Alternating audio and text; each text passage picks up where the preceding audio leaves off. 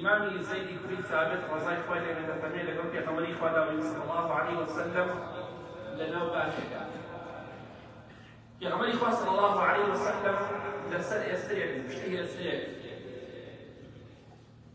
إيه مش لقوم في قمري خوادا صلى الله عليه وسلم لقرق أو يسرع خليك في قمري خوادا صلى الله عليه وسلم قريب يعني بشيوية بس هو لا تلقى خليك خوشویستی خواه فريق صلى الله عليه وسلم تماشا من كيف كومضي دوري كل بداية خوشویستی خواه صلى الله عليه وسلم فرمي أم دورانا خاوني أم دورانا عذاب وآذان بنابه جائمة شكين ويخوما بباريسي لعذاب قبل ببشتواني إخوان لحديثك صحيح جامع صغيرة هاتوا خوشویستی خواه فرمي صلى الله عليه وسلم سورة تبارك هي المانعة من عذاب القبر.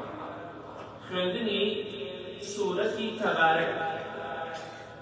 خوندني سورة ملك. منع عذاب القبر. وهي السنة في غمر الله صلى الله عليه وسلم الشوان يشتوي بخمية سورة ملك خوندون. أجل بيت خوشة لعذاب القبر بدوبي لسسائنا ودور بدوبي بإذن خاصي آية لبريكا أجل خوانوانيش من يبقى الشواني جويني بكرا لمباينة كدا حتى ولدود لبريكا أجل وشي خوانوانينا جويني بكرا إن شاء الله فإن دوامن وسخير للمسلم بويا هدسك في خوش العذاب قبل بدوبي خوش الاستيقاف فالنبي صلى الله عليه وسلم مانعة منع عذاب قبل وإلى بيد مكان إن شاء الله ايش خوتن بیخوێنن والله ڕۆژێک دێتە ناو گۆڕەکەتا دڵخۆشت دەکات دڵخۆشە بی بۆی کە لە دنیادا سوورەتی تەبارەکت خوێندوو بۆیە ئینشاڵڵا لە بیری مەکە خۆشەویستان ڕۆژێک دێت دایک و باوکمان لە ئێمە ڕادەکەن ئێمە لە دایک و باوک ڕادەکەین لە براو لە خوشکی خۆمان ڕادەکەین لە کەسوکاری خۆمان ڕادەکەین ئەوانش بە هەمان شێوە کە ڕۆژی قیامەتە ئالێ ڕۆژەدا کە تۆ لە هەموو کەسی خۆت ڕائەکەی ئالێ ڕۆژەدا کە ڕوتوقوتی هیچت لەبەردا نییە پێویستە تکاکارێک شەفاعەتکارێک لە دنیا بە خۆت مسەوگەر بکەی بە ئیزنی خوا بۆی ڕۆژەدا شەفاعەت بۆ بکە لە ساحەی مەحشەر پێغەمبەری خوا صلی الله عليه وسلم دەفەرمێ لە حەدیثێکی صحیح جامع صغيرة إن سورة من القرآن 30 آية شفعت لرجل حتى غفر له وهي سورة تبارك دفرمي لقرآن بيروزا سورتك هي 3 آية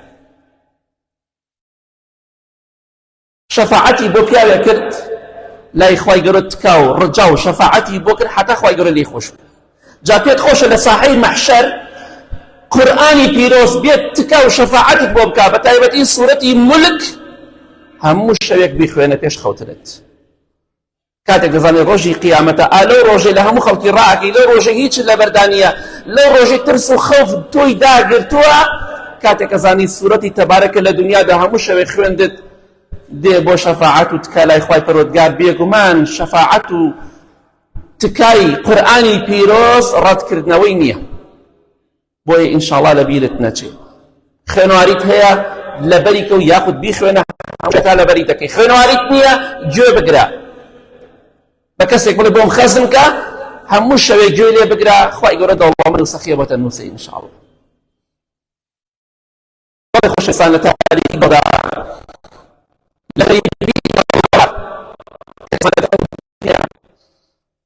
بەئیزنی خوا بەشتانی خوا من سورة تبارك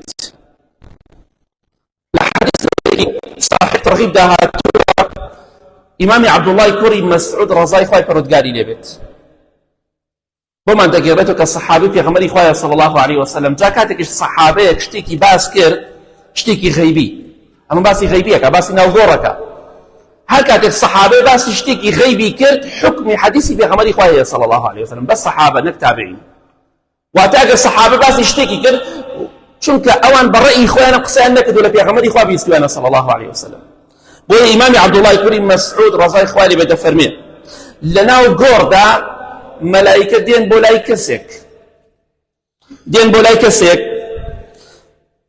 بزانین ئەو کەسانە چۆن دێن بۆ لایەن مەلایکەکان سەلامی خوای پەروەردگاریان لەسەر بێ. پێغەمبەری خوا دەفەرمێ صلی الله عليه وسلم کاتێک کە لای پێیەوە لای پێیەکانیەوە دێن بۆ لای مردووەکە مەلایکە بۆی پرسینەوەی لەگەڵا بکەن هەندێشتی لەگەڵا بکەن دوای پرسیاری ناو گۆڕ. سوورەتی تەبارەک لای پێیەوە بەرگری دەکەوت دەڵێن لای منەوە هیچ مەجالێک نەبچون بۆ لای مردووە ڕێگادان پێ نادەم تەمەن بە فەرمانی خوایە. پێغەمبەری خوا دەفەرمێ صلی الله عليه وسلم دەڵێ چونکە سوورەتی تەبارەکی خوێندووە بۆتان نییە لای قاچی و بێنە ژوورەوە بەلای بۆتان نییە بۆ مەلایکە و دەفەرمێ لای سەریەوە دێن سوورەتی تەبارەک بە هەمان شێوە دێت ئەڵێ لای سەرەوە من ڕێگا نادەم چون بۆ لای کەسە چونکە لە دنیادا سوورەتی تەبارەکی خوێندووە. و پێغەمبەری خوا فەرمێ صلی الله عليه وسلم کە باسی کردو منعی عەزابی قەبر دەکات کەواتە ئەمەیە دەفەرمێ لە هەر لایەکەوە دێن بۆی دەڵێ ڕێگا نادەم لای سکیەوە دێن لای پشتیەوە دێن دەڵێ نایەڵم چونکە لە دنیادا سوورەتی تەبارەکی خوێندووە. بۆیە ئیمامی عەبدوڵای کوڕی مەسعود ڕەزای خوای لێ بێ دەفەرمێ هەر کەسێک من قەرەئەها فی لەیلەة فقد أكثر وأطاب هەر کەسێک لە شەودا سوورەتی مولک بخوێنێ ئەوە خێر و پاداشتێ زۆر زۆر گەورە و چاکی دەستکەوتووە. بۆی ئینشاءڵڵا لە بیرتان نەچی هەموو شەوێت بیخوێنن وەڵڵاهی لە ناو گۆڕەکەدا چەپ و ڕاستان پێش و دواتان سەر و خواتان هەمووی دەپارێزێ لە عەزابی خۆ ئەوش بە فەرمانی خوایە.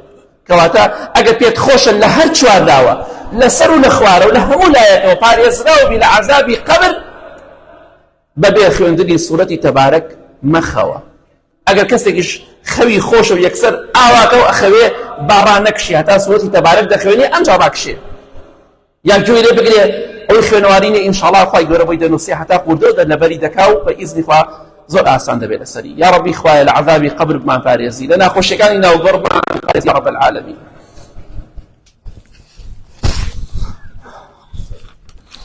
الحمد لله والصلاة والسلام على رسول الله وعلى آله وصحبه ومن والاه.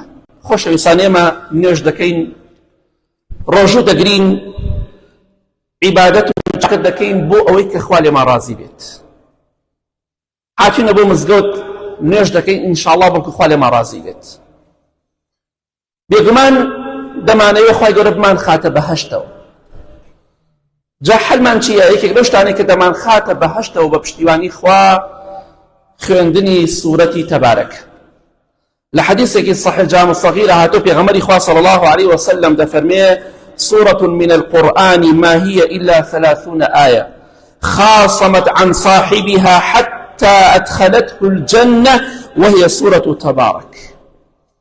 دەفەرمێ لە قورآنی پیرۆزە سوورەتێک هەیە 30 آياتە لای خوای پەروەردگار شەفاعەتی کرد بۆ خاوەنەکەی بۆ ئەو کەسێک کە لە دنیادا خوێندوێتی پێت خۆشە لە قیامەت خوای گەورە ئەو قورآنە بکاتە تکا و شەفاعەتکاری تۆ. لە حەدیثەکەی پێشوا فەرمی تکا و شەفاعەتی کرد هەتا خوا لێی خۆش بوو بەوەشەوە ناوەستێ. لەم حەدیثا دەفەرمێ تکا و شەفاعەتی کرد لای خوای پەروەردگار بۆ ئەو کەسێک کە خوێندوێتی حتا خوای گەورە خستێ بەهەشتە. واتە دەڵێ خوایە گیان حتا لەم کەسە خۆش نەبی من هەر تکا و شەفاعەتی بۆ دەکەم خوایە گیان حتا نەیخەیتە بەهەشت و هەر شەفاعەتی بۆ دەکەم. واتە سوورەتی تەبارەک شەفاعەتت بۆکە لە ساحەی مەحشەر بۆی خوا لێت خۆش بێ و بۆی خوای گەورە بتخاتە بەهەشتەوە. جارۆ کەسە ئیمان زەعیفتر و دۆڕاوتر هەیە دوای ئەمە بە درێژایی ساڵ هەموو شەوێک بیخوێنە بە ئیزنی خوا لە بیری مەکە چونکە ڕۆژێک دێت ئەویش تۆ لە بیر ناکە لە ساحەی مەحشەر لە ناو گۆڕدا بە ئیزنی خوا تۆ لە بیر ناکە هۆکارێکە بۆ چوونە بەهەشتی تۆ هۆکارێکە بۆی کە خوای گەورە ڕاست بتخاتە بەهەشت لە بیری مەکە ئینشاءڵڵا. خۆشەویستان سوورەتی تەبارەک سوورەتی ئینسانێکی شتەرا بە دۆزەخەوە وازی لێ ناهێنێ لە دۆزەخا بمێنێتەوە. بەڵێ پێغەمبەری خوا صلی الله عليه وسلم باسی کردووە دەفەرمێت سوورەتێکەیە لە صحیح جامع الصغیر هاتووە سوورەتێکەیە لە قورآنی پیرۆزە 30 آیەتە شفعت لرجل فأخرجته من النار وأدخلته الجنة. سبحان الله. سورتك قرآن هي 3 آياتك سورة تبارك أفرميت تكاو شفاعتي بو خاونكي كرك لدنيا دا خويندويتي حتى لجهنم بري كرد بپشتیوانی خوا بإذن خوا وخستي بهاشتي شو واتا شفاعت بو تو دكات تكاو شفاعت بو تو دكات اگر کسێکیش لە دۆزەخا بێپەنا بەخوا مادەم لە دنیادا خوێندوتە ڕۆژێک دێت ئەو سوورەتی تەبارەکە شەفاعەتت بۆ دەکات بە ئیزنی خوا ئەو ئینسانە لە دۆزەخ دەرەکات بە فەرمانی خوا دەیخاتە بەهەشتەوە. کەواتە ئەمە بەرەکەتە هەر کەسێکە ئەم بەرەکەتە لە دەست خۆی بدا زەرێ لە زۆر گەورەی کردووە.